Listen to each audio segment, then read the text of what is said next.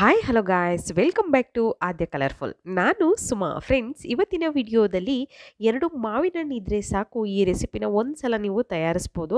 So ಈ ತಯಾರಿಸಿ ನೋಡಿದರೆ ಗ್ಯಾರಂಟಿ ಮತ್ತೆ ನೀವು ಮ್ಯಾಂಗೋ ಶೇಕ್ ಅಥವಾ ಮ್ಯಾಂಗೋ ಐಸ್ ಕ್ರೀಮ್ನ ತಿನ್ನೋದೇ ಮರ್ತೋಗ್ತೀರಾ. ಅಷ್ಟು ರುಚಿಯಾಗಿರುವಂತಹ ಒಂದು ರೆಸಿಪಿನ ನಿಮ್ಮ ಜೊತೆ ಶೇರ್ ಮಾಡ್ತಾ ಇದ್ದೀನಿ. ಸೊ ಇಲ್ಲಿ ಮಾವಿನ ಹಣ್ಣು ಸೀಸನ್ ಇರೋದ್ರಿಂದ ಒಂದ್ಸಲ ಈ ರೆಸಿಪಿನ ಒಂದ್ಸಲ ಟ್ರೈ ಮಾಡಿ ಫ್ರೆಂಡ್ಸ್. ಓಕೆ, ಸೊ ಇಲ್ಲಿ ನಾನು ಮಾವಿನ ಹಣ್ಣನ್ನು ತೊಗೊಂಡಿದ್ದೀನಿ. ಸೊ 2 ಮಾವಿನ ಹಣ್ಣು ಇದ್ದರೆ ಸಾಕು, ಈ ರೆಸಿಪಿನ ನೀವು ತಯಾರಿಸ್ಬೋದು.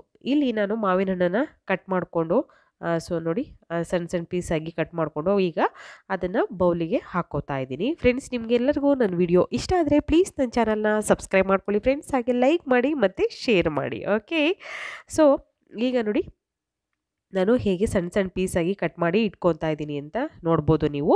ಸೊ ಈ ಥರ ಈ ಪೀಸಸ್ನೆಲ್ಲ ಕಟ್ ಮಾಡಿ ಇವಾಗ ನಾನು ಒಂದು ಬೌಲಿಗೆ ಹಾಕ್ಕೋತಾ ಇದ್ದೀನಿ. ಹಾಗೆ ಈ ಕಟ್ ಮಾಡಬೇಕಾದ್ರೂ ಅಷ್ಟೇ ಒಂದು ಮಾವಿನ ಹಣ್ಣನ್ನು ಈ ಥರ ಕಟ್ ಮಾಡಿ ಸ್ಲೈಸಸ್ನ ಹಾಗೆ ಇಟ್ಕೊಳ್ಳಿ ಫ್ರೆಂಡ್ಸ್, ಮುಂದೆ ಬೇಕಾಗುತ್ತೆ. ಸೊ ಅದು ಯಾವಾಗ ಅಂತ ನಾನು ಹೇಳ್ತೀನಿ. ಈಗ ಇಷ್ಟು ಕಟ್ ಮಾಡಿರೋ ಅಂಥದ್ದನ್ನು ನಾನು ಒಂದು ಕಡೆ ತೆಗೆದಿಟ್ಕೋತೀನಿ. ಮತ್ತು ಬೇರೆದು 2 ಮಾವಿನ ಹಣ್ಣನ್ನು ನಾನು ಕಟ್ ಮಾಡಿ ಈಗ ಒಂದು ಮಿಕ್ಸಿ ಜಾರ್ಗೆ ಹಾಕ್ಕೋತಾ ಇದ್ದೀನಿ. ಓಕೆ, ಜಾರಿಗೆ ಹಾಕ್ಕೊಂಡು ಇದನ್ನು ನಾವು ಗ್ರೈಂಡ್ ಮಾಡ್ಕೊಂಬರೋಣ. ಫುಲ್ಲು ಪೇಸ್ಟ್ ಥರ ಇರಬೇಕು, ಅಷ್ಟು ನುಣ್ಣಗೆ ನಾವು ರುಬ್ಕೊಂಬರೋಣ ಈಗ. ಸೊ ರುಬ್ಬೋದಾದ ನಂತರ ನೋಡ್ಬೋದು ನೀವು, ಈಗ ಒಂದು ಬೌಲಿಗೆ ಇದನ್ನು ತೆಗೆದಿಟ್ಕೊಳ್ಳೋಣ. ನಂತರ ಇಲ್ಲಿ ಒಂದು ಬೌಲ್ ತೊಗೊಂಡಿದ್ದೀನಿ. ಸೊ ಈ ಬೌಲಿಗೆ ನಾನು ಸಬ್ಜಾ ಸೀಡ್ಸ್ನ ತೊಗೊಂಡಿದ್ದೀನಿ. ಸೊ ನೋಡ್ಬೋದು ಇಲ್ಲಿ ಇದು ನಿಮಗೆ ಸೀಡ್ಸ್ ಅಂದರೆ ಈ ಬೀಜ ನೋಡಿದ್ರೆ ಗೊತ್ತಾಗುತ್ತೆ. ಇದು ಕಾಮಕಸ್ತೂರಿ ಅಂತ ಕೂಡ ಹೇಳ್ತಾರೆ ಇದನ್ನು ಕನ್ನಡದಲ್ಲಿ. ನೋಡಿ, ಇದನ್ನು 1 ಸ್ಪೂನ್ ಆಗುವಷ್ಟು ನಾನು ಹಾಕ್ಕೊಂಡಿದ್ದೀನಿ. ಇದು ತುಂಬಾ ತಂಪು ಫ್ರೆಂಡ್ಸು, ತುಂಬಾ ಒಳ್ಳೆಯದು ಇದು ಆರೋಗ್ಯಕ್ಕೂ ಕೂಡ. ಸೊ ಇದಕ್ಕೆ ಒಂದು ಅರ್ಧ ಲೋಟ ಆಗುವಷ್ಟು ನೀರನ್ನು ಹಾಕಿದ್ದೀನಿ ನಾನು. ನೀರು ಹಾಕಿ ನೋಡಿ ಒಂದ್ಸಲ ಮಿಕ್ಸ್ ಮಾಡಿ ಇದನ್ನು ಹಾಗೆ ನೆನೆಯೋದಕ್ಕೆ ಬಿಟ್ಬಿಡೋಣ. ಇಲ್ಲಿ ಒಂದು ಪ್ಯಾನಿಗೆ ಒಂದು ಅರ್ಧ ಟೇಬಲ್ ಸ್ಪೂನ್ ಆಗುವಷ್ಟು ಆಯಿಲ್ನ ಹಾಕ್ಕೊಳ್ಳೋಣ, ಜಾಸ್ತಿ ಬೇಡ, ಸ್ವಲ್ಪ ಹಾಕಿದ್ರೆ ಸಾಕು. ಓಕೆ, ಸೊ ಈಗ ಸ್ವಲ್ಪ ಎಣ್ಣೆ ಬಿಸಿ ಆದ ನಂತರ ಇದು ನಾವು ಈ ಥರ ತುಂಬ ತೆಳು ಇರುವಂತಹ ಶಾವಿಗೆ ಸಿಗುತ್ತೆ. ಸೊ ಅದನ್ನು ಇವಾಗ ಹಾಕ್ಕೋತಾ ಇದ್ದೀನಿ ನಾನು. ಮನೆಯಲ್ಲಿ ಮಾಡಿರುವಂತಹ ಅಕ್ಕಿ ಶಾವಿಗೆ ಇದ್ದರೂ ಕೂಡ ಅದನ್ನು ಬೇಕಿದ್ರೂ ಉಪಯೋಗಿಸ್ಬೋದು, ಅಥವಾ ಇದು ಮಾಮೂಲಿ ಸ್ವಲ್ಪ ದಪ್ಪ ಇರೋ ಅಂಥದ್ದೇ ಇದೆ ಅಂದರೆ ಸೊ ಆ ಶಾವಿಗೆನೂ ಕೂಡ ಉಪಯೋಗಿಸಿ, ಪರವಾಗಿಲ್ಲ. ಅದಕ್ಕೆ ಹಾಲು ಸ್ವಲ್ಪ ಜಾಸ್ತಿ ಬೇಕಾಗುತ್ತೆ, ಇದಕ್ಕೆ ಕಮ್ಮಿ ತೊಗೊಳುತ್ತೆ ಅಷ್ಟೇ, ಏನೂ ಪ್ರಾಬ್ಲಮ್ ಇಲ್ಲ. ಓಕೆ, ಈಗ ಇದನ್ನು ಒಂದು 2 ರಿಂದ 3 ನಿಮಿಷ ನಾನು ಫ್ರೈ ಮಾಡ್ಕೊಂಡಿದ್ದೀನಿ. ಸೊ ಫ್ರೈ ಮಾಡ್ಕೊಂಡು ನಂತರ ಅದು ಕಲರ್ ಚೇಂಜ್ ಆಗಬಾರ್ದು, ಹಾಗೆ ಫ್ರೈ ಮಾಡಿ ನಂತರ ಹಾಲನ್ನು ಹಾಕ್ಕೊಳ್ಳೋಣ. ಇಲ್ಲಿ 1 ಕಪ್ ಆಗುವಷ್ಟು ಹಾಲು ಬೇಕಾಗುತ್ತೆ ಫ್ರೆಂಡ್ಸ್. ಓಕೆ, ನೋಡಿ ನಾನು ಹಾಲು ಹಾಕಿ ಇವಾಗ ಇದನ್ನು ಮಿಕ್ಸ್ ಮಾಡ್ಕೋತಾ ಇದ್ದೀನಿ. ಇದು ಜಾಸ್ತಿ ಟೈಮ್ ಏನು ತೊಗೊಳ್ಳೋದಿಲ್ಲ ಇದು ಬೇಯೋದಕ್ಕೆ, ತುಂಬಾ ತೆಳು ಶಾವಿಗೆ ಇರೋದ್ರಿಂದ.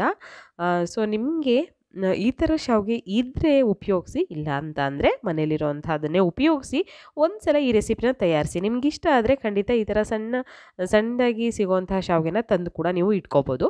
ಇದಕ್ಕೆ ಒಂದು 3 ಟೇಬಲ್ ಸ್ಪೂನ್ ಆಗುವಷ್ಟು ನಾನು ಸಕ್ಕರೆನ ಹಾಕ್ಕೋತಾ ಇದ್ದೀನಿ. ನಿಮ್ಮ ರುಚಿಗೆ ಅನುಗುಣವಾಗಿ ನೀವು ಸಕ್ಕರೆನ ಹಾಕ್ಕೋಬೋದು.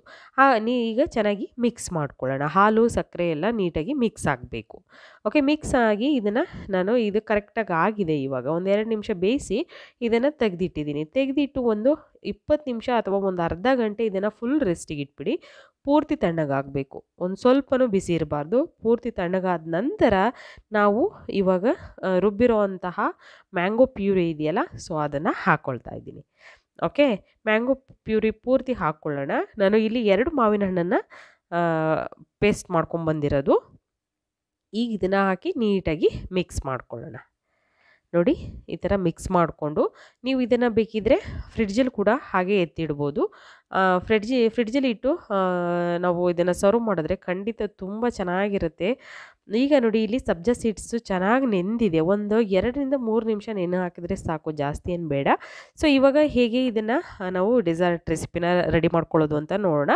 ಈಗ 1 ಕಪ್ ತೊಗೊಂಡಿದ್ದೀನಿ. ಸೊ ಈ ಕಪ್ಪಿಗೆ ಈಗ ನಾವು ಫಸ್ಟು 1 ಟೇಬಲ್ ಸ್ಪೂನು ಸಬ್ಜಾ ಸೀಡ್ಸ್ನ ಹಾಕ್ಕೊಳ್ಳೋಣ.